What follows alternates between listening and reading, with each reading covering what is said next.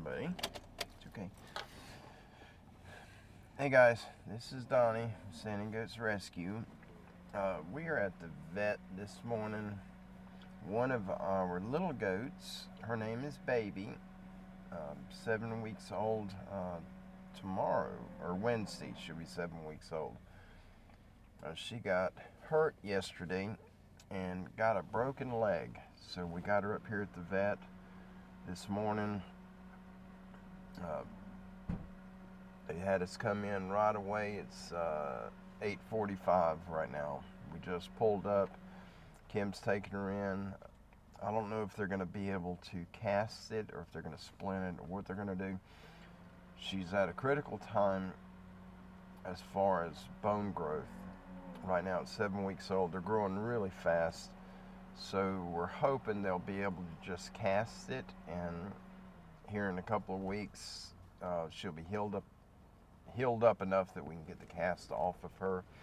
But she's doing well other than that, other than a broken leg. And the rest of them, everybody's good. Everybody's doing real well. I don't know if you guys knew or not, but we did lose Littlefoot earlier this year, about a month and a half ago. Littlefoot finally passed, and he made it over, I think, a little over 2 years old. He wasn't supposed to make it past 6 or 7 weeks because his organs were not developed. He was very premature, and the vets, 3 different vets seen him originally in the beginning, and all 3 of them gave him a maximum of 2 weeks to live, and that was when he was a baby. And he made it over 2 years.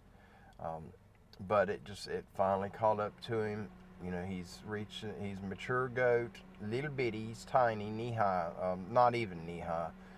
If he's standing with his head up, the highest part of his horns was just below your knee. He was a little bitty guy. And he should have been a lot bigger. Hang on just a minute, guys. A lady just fell on her dog. Now they got dogs fighting. Hang on. Alright, guys, sorry about that. There's an older couple. Both of them got puppies. Looks like a chocolate lab and a black lab. About 40-pound puppies. And they're walking them, and they got wrapped around, and the lady tripped, and she fell on one of the pups. And he took off running, yelping, and as another guy was coming out with his dog to go to his car, and the puppy ran up to the other dog, and the old man walking that dog started yelling, thinking it was going to be a dog fight. But 2 of the veterinarians just run out and grabbed them and helped the lady. They were over here working on a cow, and luckily they were 50 foot from her when it happened. But she's all right. She's back at her car right in front of us, getting their leashes and stuff. But anyhow, sorry about the disruption. I've got Tramp with me. We got the grandbaby, Maylin. She's in the back seat right there. I don't know if you guys can see her. Turn the camera a little bit. There's Maylin, and there's Tramp. He's waiting on Mama. In his eyes, Kim is God. He loves her. He is bonded with her. He'll sit here and stare at the building waiting for her to come out. But, he's a good dog. He's one of them that showed up in our yard that night. I went out to take Petey to use the bathroom at 3 in the morning. And I went outside with him, and there was a puppy in the driveway. And long story short, somebody opened our gate in the middle of the night. They took the chain off. They put Tramp and his puppy, his offspring, in the yard. And then they closed the gate back, put the chain back. And I know they did that because when we're inside, we run the chain through the fence and we clip it on the inside so that we can get it off. Well, they opened it, put him inside, and then they chained it back up. They locked it on the outside. And it was a little bit of an aggravation trying to get to the clip to unclip it from the fence. The way we chain it, we run the chain really high. It's not in the middle where the little hasp is that locks the 2 gates together. because Petey climbs up over him, and he kind of separates the fence, and he can get out. So we run the chain from the middle, we angle it upwards, and then we hook it near the top of the fence so Petey can't get out. And they had it hooked in the center, way on the outside, and reaching over, I couldn't reach it. My hands are too big to go through the chain link, and so it took a little bit to get the chain fixed. But anyway, that's how we ended up with Tramp and Lady, the puppy. And we changed her name to Guppy, and trying to call her in, she didn't answer to Lady. She didn't answer to anything. And I was just spouting off all kind of names, trying to get her to respond. And I said, "Come on, puppy, come inside." And she just sitting out in the yard. I said, come on, Duppy, puppy." And she never looked. I said, "Come on, Guppy." And them ears went up, and she looked at me, and here she come running. And every time we said Guppy, she would come running to us. And I doubt that was her name, but it had to be something close because she recognized it. And so her name went from Lady to Guppy. So she's our Guppy puppy, and this is her daddy.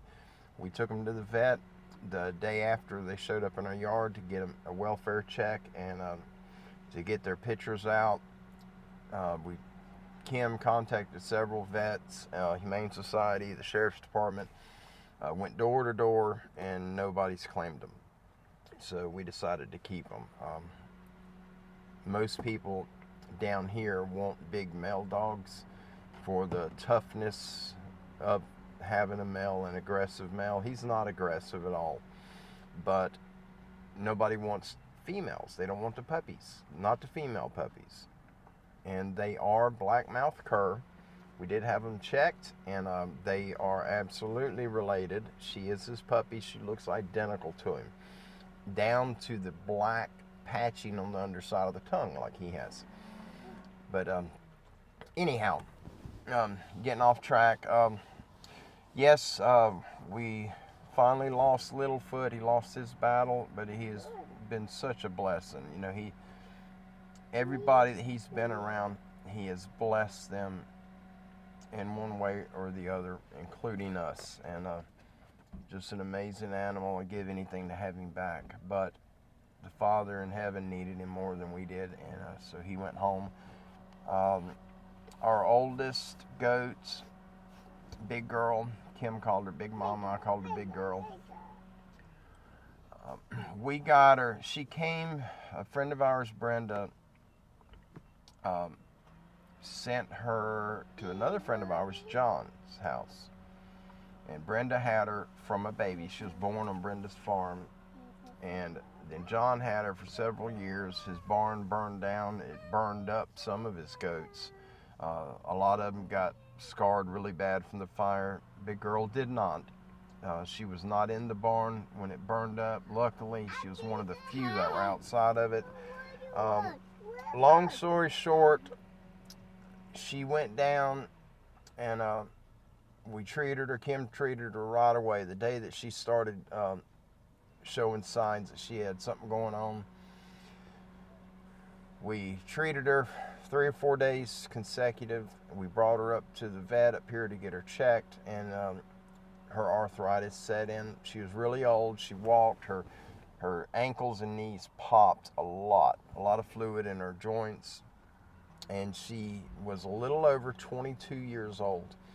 And we brought her to the vet, and none of the veterinarians here, including the 2 goat specialists, have ever seen a goat that old. And she made it for 22 years, 22 years and 2 or 3 months. She was a purebred Nubian, a standard Nubian, not the gigantic ones and not the minis. She was just a standard Nubian. She was a registered animal, had a stack of papers with her. We never worried with sending the papers off because we took her in. When John had her, she was sick, and he couldn't get her up to par. And so we took her to the vet, got her treated, and then we took her home, continued treatments, and she healed up from what was going on with her, and she lived a very long, happy life. And I actually did a live stream when she gave birth to Gumdrop, and that video is on our channel a few years back.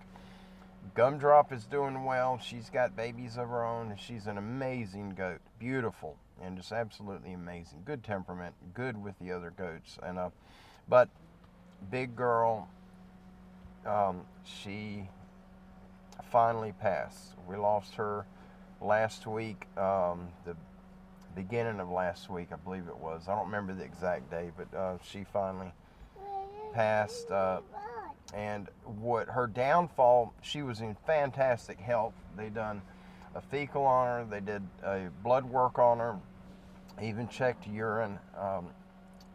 No parasites. She had no internal issues at all, but she had severe arthritis, and she refused to stand. She would not stand, and 3 days I would pick her up and support her, get her up on her feet, and I would support her so she could relieve herself. We kept her indoors, and in the morning get up, take her out, let her do her thing, bring her back, and we had to do this every day. And she was 70 something pounds, and she dropped weight from, she was 120 and went down to 77 or 78 pounds, and she was in so much pain trying to stand, and that's even giving her meloxicam, and that's what they prescribed for the arthritis and the pain. And she did fine laying there, had a fantastic appetite, still the same old loving big girl that she's always been, but she would not stand. And a goat is a ruminant animal. They have a rumen, which is a multi-part stomach. They'll chew their food, swallow it, it goes into one section of the stomach, and then when they lay and rest, they'll regurgitate that food. It has not been mixed. They don't have the bile and all that stuff in it. It'll come up, then they'll chew it. That's chewing cud. When you hear people talking about chewing cud, they'll regurgitate it, then they'll do that final chewing on it, and then it goes to the next section of the stomach. When they're down and they refuse to stand, normally it's 3 to 5 days, the rumen shuts down, and there is no coming back from that. And it got her. Rumen shut down, organs were shutting down. We brought her up here. Kim brought her up here. I wasn't in town, and there was absolutely nothing they can do. There's no fix for it, and she would have. She might have made it another 4 or 5 days, but it would have been a horrible, very painful death. And we've went through that before, 3 times before, and we were not going to put her through that. And so we went ahead and we had to have her put to sleep so that she could go home and back to the Creator. I know it, and it's coming.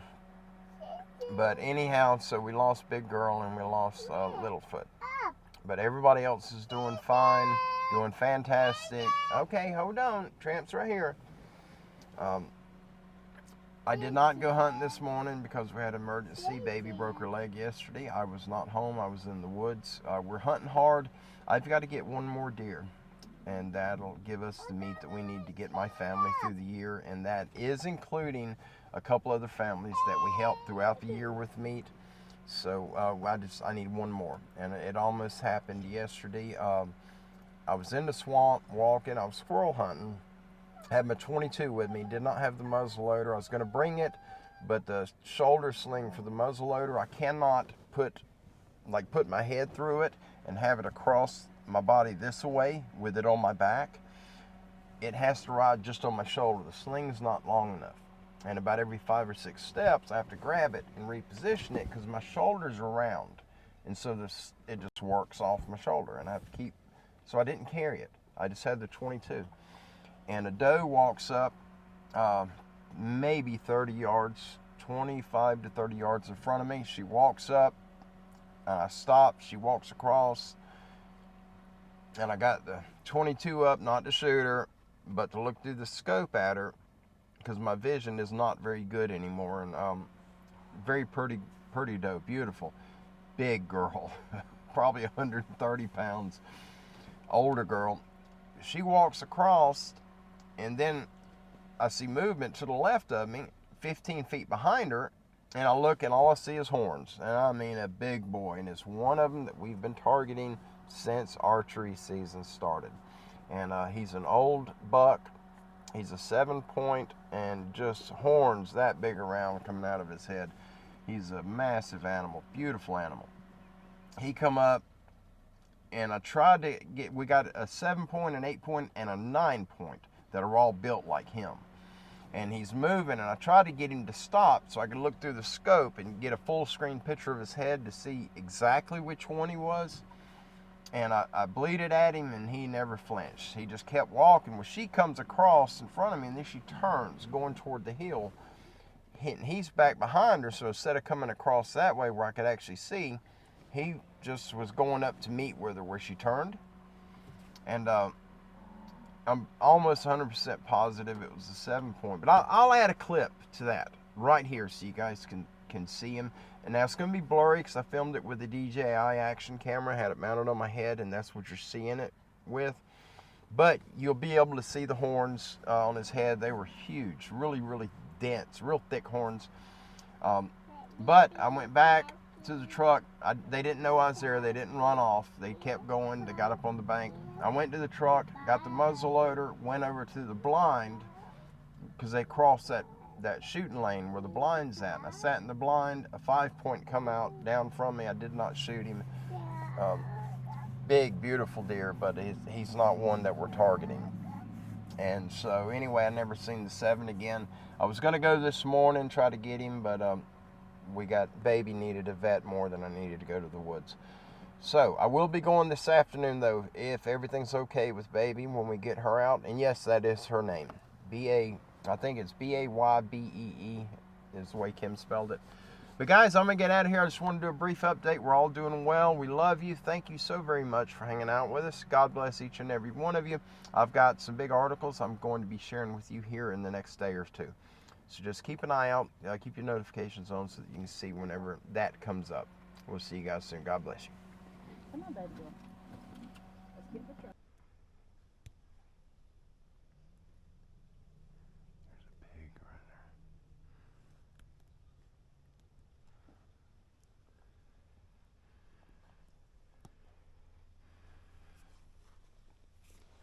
That's a deer. Yeah. That's a doe. Isn't she pretty?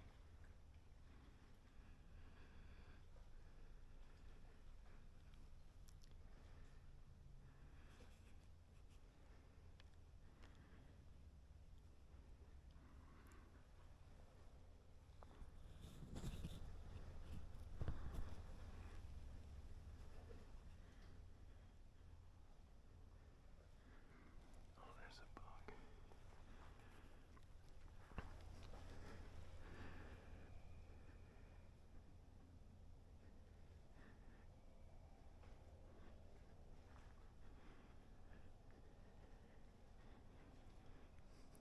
Eh.